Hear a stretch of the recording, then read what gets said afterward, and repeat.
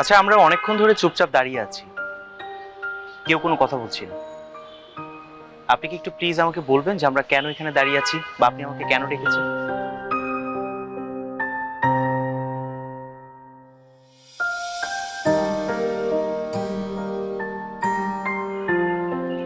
সাবির, আমি বিয়ের সিদ্ধান্ত নিয়েছি।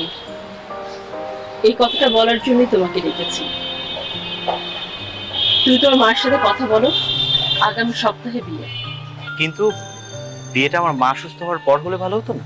তুমি তো বলেছিলে এই সময় তোমার মায়ের পাশে কারো থাকাটা খুব জরুরি। হ্যাঁ, আমি বলেছিলাম, কিন্তু আপনি আমার মায়ের পাশে থাকবেন, আমার মায়ের সেবা যত্ন করবেন, এটা কিন্তু আমি আপনার কাছ থেকে প্রত্যাশা করি।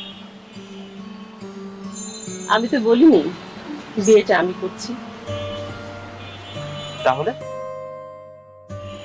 যাকে তুমি বিয়ে করবে সে তার শাশুড়ি সেবা করবে, তোমার পাশে থাকবে।